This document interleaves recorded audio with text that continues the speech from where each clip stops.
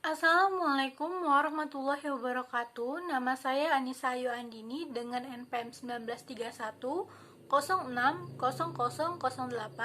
dari Prodi Tasawuf dan Psikoterapi semester 3, Fakultas Usuluddin dan Studi Agama UIN Raden Intan Lampung. Video ini dibuat guna memenuhi tugas akhir mata kuliah statistik, yaitu video pembelajaran.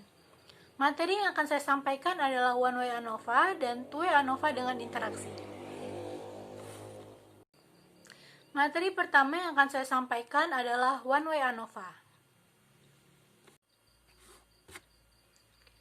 Analisis varian satu jalan atau one way ANOVA merupakan pengujian hipotesis beda 3 rata-rata atau lebih dengan satu faktor yang berpengaruh.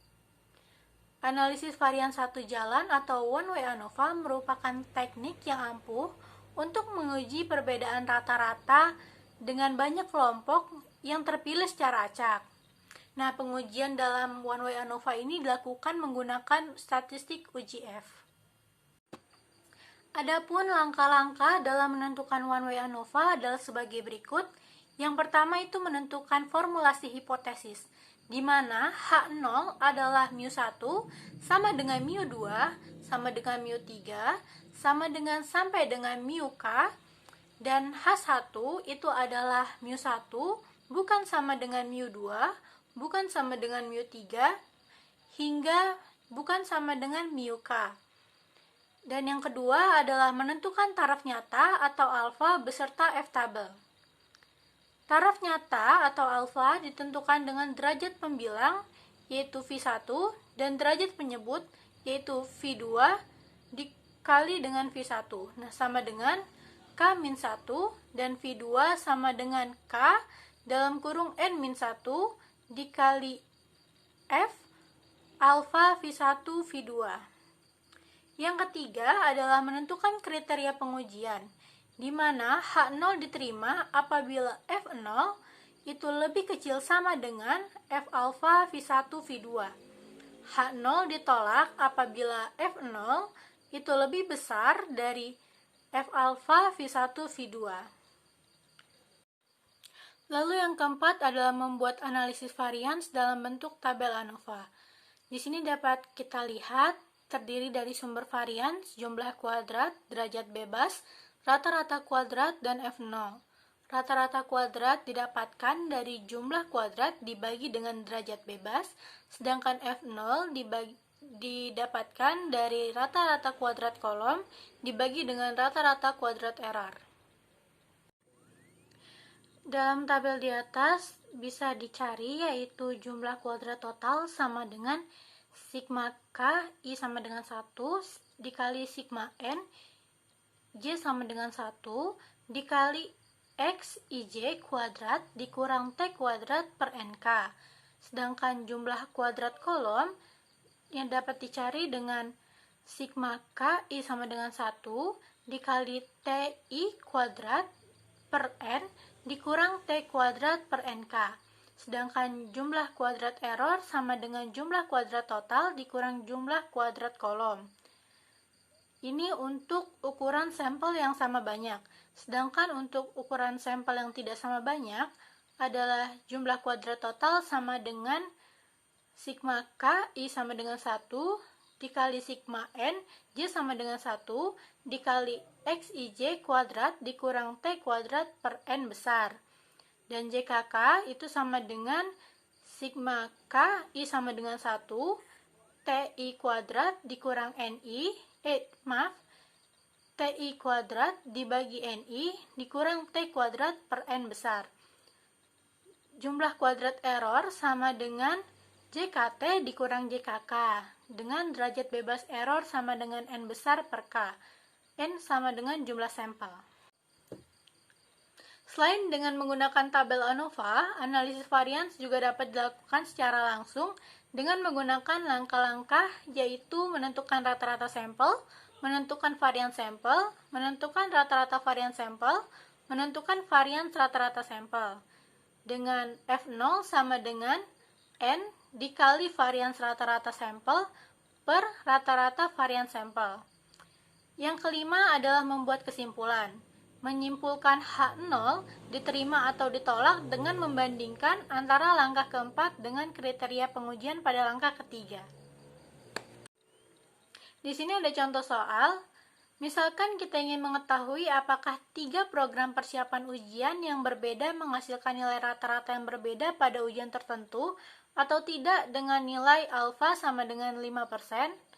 Untuk menguji ini kami merekrut 30 siswa untuk berpartisipasi dalam studi dan membaginya menjadi 3 kelompok secara acak. Ditugaskan menggunakan salah satu dari 3 program persiapan ujian selama 3 minggu ke depan untuk mempersiapkan ujian. Pada akhir 3 minggu, semua siswa mengikuti ujian yang sama. Nilai ujian untuk setiap kelompok ditunjukkan pada tabel di samping. Hal pertama yang harus kita lakukan adalah menentukan hipotesis.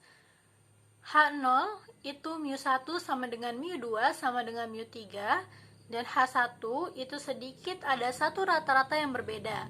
Lalu selanjutnya adalah statistik uji, di mana T1, T2, dan T3 adalah jumlah dari masing-masing kolom. Jumlah T1 adalah sama dengan 834, T2 sama dengan 893, dan T3 adalah sama dengan 847. Dapat dilihat dari tabel di samping. Selanjutnya adalah hitung komponen, di mana sigma K T1 kuadrat sama dengan T1 kuadrat ditambah T2 kuadrat ditambah T3 kuadrat. Di sini sama dengan 834 pangkat 2 ditambah 893 pangkat 2 ditambah 847 pangkat 2. Totalnya adalah 2.210.414. Sedangkan di sini mencari T sama dengan sigma K I sama dengan 1, sigma N I J sama dengan 1 dikali X I J. Di sini totalnya adalah 2.574. Selanjutnya adalah mencari SSB atau jumlah kuadrat kolom. Rumusnya adalah 1/n sigma K I sama dengan 1 TI kuadrat dikurang T kuadrat per NK. SSB di sini atau jumlah kuadrat kolom yang ditemukan adalah 192,2. Lalu selanjutnya SST yaitu jumlah kuadrat total. Rumusnya adalah sigma K I sama dengan 1, sigma N J sama dengan 1 dikali X I J kuadrat dikurang T kuadrat per NK. Total jumlah kuadrat total adalah 1292,8. Sedangkan SSW atau jumlah kuadrat error sama dengan jumlah kuadrat total dikurang jumlah kuadrat kolom, yaitu sama dengan 1100,6. Lalu selanjutnya adalah menghitung rata-rata kuadrat kolom dan rata-rata kuadrat error. Rata-rata kuadrat kolom dapat dicari dengan jumlah rata-rata kuadrat kolom dikurang K-1 sama dengan 192,2 dikurang 3-1 sama dengan 96. Sedangkan rata-rata kuadrat error dapat ditemukan dengan jumlah kuadrat error dibagi K dikali N-1 sama dengan 1292,8 dibagi 3 dalam kurung 10-1 sama dengan 47,88. Lalu selanjutnya adalah mencari hitung FH atau F hitung. F hitung sama dengan rata-rata kuadrat baris, rata-rata kuadrat kolom dibagi dengan rata-rata kuadrat error, yaitu sama dengan 2,005. Lalu selanjutnya adalah kaidah keputusan. Jika FH lebih kecil dari F0,5 dalam kurung 2,27, maka H0 tidak diterima. Jika nilai FH lebih besar sama dengan F0,5 dalam kurung 2,27, maka H0 ditolak. Kesimpulannya adalah berdasarkan hasil tersebut dapat disimpulkan bahwa nilai F hitung sama dengan 2,005 dan F0,5 dalam kurung 2,27 sama dengan 0,0514, sehingga FH lebih besar sama dengan F 0,05 dalam kurung 2,27. Maka H0 ditolak, yang berarti bahwa ada 3 perbedaan rata-rata dalam 3 program persiapan ujian. Lalu selanjutnya ada two-way ANOVA. Two-way ANOVA merupakan pengujian klasifikasi dua arah dengan interaksi yang merupakan pengujian beda 3 rata-rata atau lebih dengan 2 faktor yang berpengaruh dan pengaruh interaksi antara kedua faktor tersebut diperhitungkan. Langkah-langkah dalam menentukan two-way ANOVA dengan interaksi adalah yang pertama itu menentukan formulasi hipotesis, di mana H0 itu alfa 1 sama dengan alfa 2 sama dengan alfa 3 sampai alfa baris sama dengan 0. Lalu kemudian ada H1 sekurang-kurangnya AI bukan sama dengan 0. Lalu menentukan taraf nyata alfa atau F tabel. Taraf nyata alfa dan tabel F ditentukan dengan derajat pembilang dan penyebut masing-masing. Untuk baris, V1 sama dengan B1 dikurang 1 dan V2 sama dengan KB N-1. Untuk kolom, V1 sama dengan K-1 dan V2 sama dengan KB N-1. Sedangkan untuk interaksi, V1 sama dengan dalam kurung K-1 dikali B-1 dan V2 sama dengan KB kali N-1. Lalu adalah menentukan kriteria pengujian. Untuk baris, H0 diterima apabila F0 lebih kecil sama dengan F alfa, H0 ditolak apabila F0 lebih besar sama dengan F alfa, dan untuk kolom H0 diterima apabila F0 lebih kecil sama dengan F alfa V1 V2, H0 ditolak apabila F0 lebih besar dari F alfa V1 V2, dan untuk interaksi H0 diterima apabila F0 lebih kecil sama dengan F alfa V1 V2 dan H0 ditolak apabila F0 lebih besar dari F alfa V1 V2. Lalu selanjutnya adalah membuat analisis varians dalam bentuk tabel ANOVA. Dapat dilihat seperti tabel pada gambar. Sama seperti ANOVA one way, ada sumber varians, jumlah kuadrat, derajat, rata-rata kuadrat, dan F0. Di sini dapat dilihat rata-rata kuadrat merupakan jumlah kuadrat dibagi dengan derajat bebas, sedangkan F0 merupakan rata-rata kuadrat 1 dibagi rata-rata kuadrat 2. Lalu selanjutnya dari tabel tersebut dapat dicari jumlah kuadrat total, jumlah kuadrat baris, jumlah kuadrat kolom. Lalu selanjutnya ada jumlah kuadrat bagi interaksi baris dan kolom. Yang terakhir adalah membuat kesimpulan.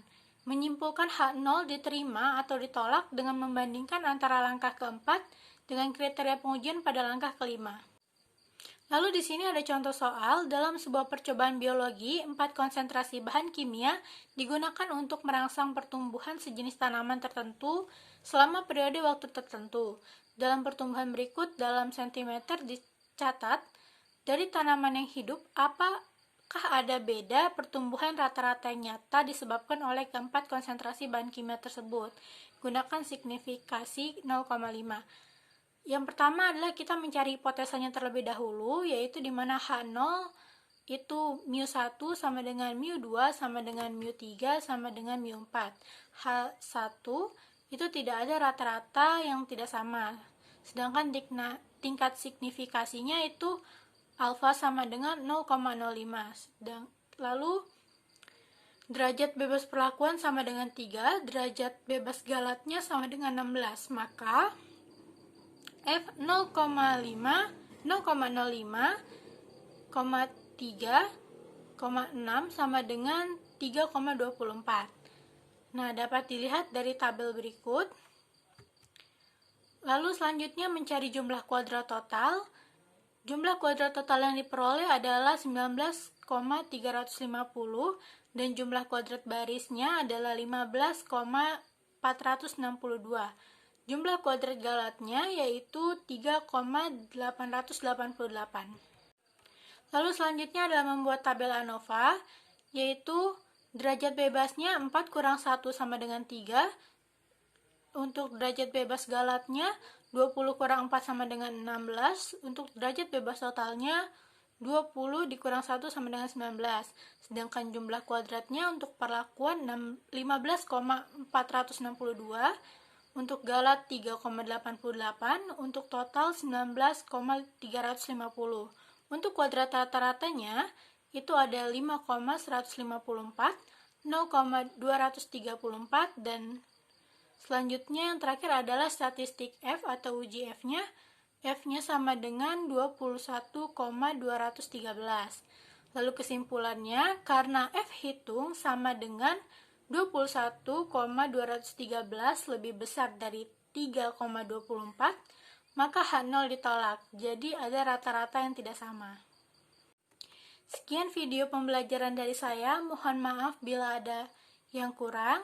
Saya akhiri, wabillahi taufiq wal hidayah. Wassalamualaikum warahmatullahi wabarakatuh.